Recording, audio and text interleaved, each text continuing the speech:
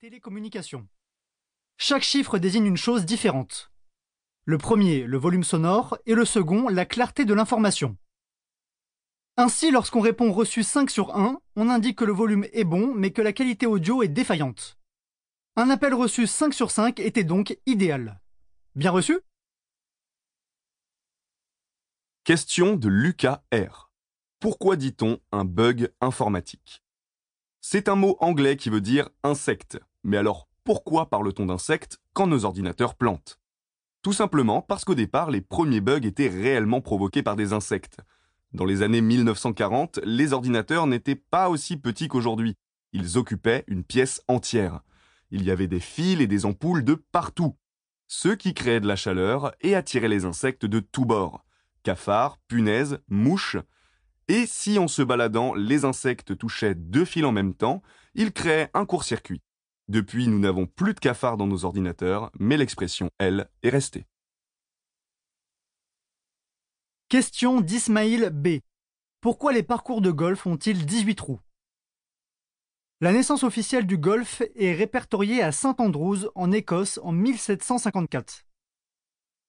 Le green possédait 12 trous, les joueurs les parcouraient dans un sens puis dans l'autre pour réaliser une partie complète.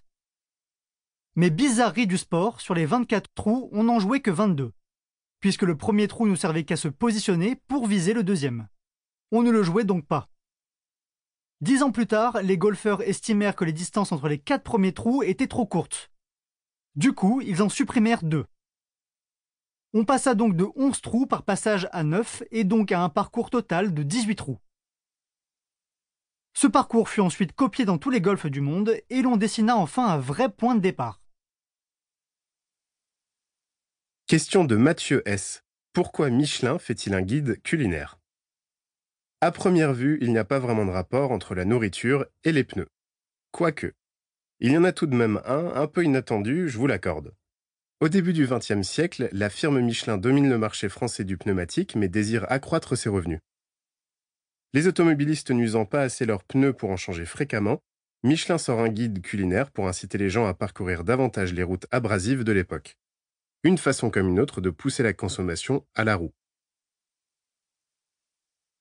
Question de Malicator06. Les poissons dorment-ils ? Le sommeil est essentiel au bon fonctionnement de chaque animal. Alors forcément, le poisson doit également piquer un petit somme pour rester en bonne santé. Mais son sommeil est différent du nôtre. Il ne ferme pas les yeux pour rêver toute la nuit. On qualifie plutôt sa période d'inactivité d'état voisin du sommeil. Cependant, les recherches effectuées sur l'organisme du poisson lors de ses phases de repos montrent qu'il n'y a pas grande différence entre phase de repos et phase d'activité, même s'ils sont moins sensibles aux stimulations lorsqu'ils dorment. Nul besoin pour eux de trouver un lit douillet ou une auberge espagnole subaquatique pour y passer la nuit. Ils s'immobilisent entre 2 eaux ou sur le sable, que ce soit la nuit ou le jour en fonction de l'espèce. N'ayant pas de paupières, ils ne ferment pas les yeux mais mettent simplement leur organisme au ralenti. Et les plus coquets d'entre eux s'enorgueillissent même d'un ersatz de pyjama en changeant de couleur ou en sécrétant une enveloppe de mucus. Je préfère tout de même mon jogging et mes oreillers. Question d'Hélène I.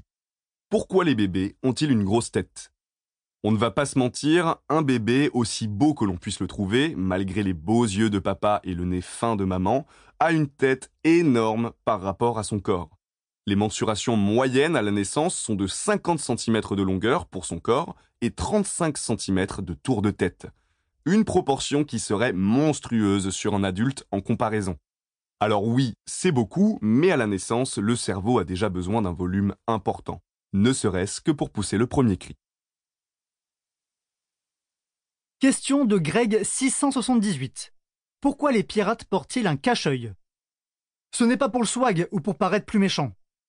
Leurs sabres et leurs canons remplissaient très bien cette dernière fonction. Ce n'est pas non plus pour pallier le désagrément de la tête qui tourne après une sale cuite au rhum. Non, en fait ce bandeau permettait à l'un de leurs yeux de s'habituer à l'obscurité pour mieux parer aux attaques dans les cales sombres des bateaux. Ils étaient ainsi beaucoup plus réactifs. En passant de la lumière à l'obscurité, ils n'avaient qu'à changer de côté leur cache-œil pour s'adapter plus vite au changement de luminosité. Et comme les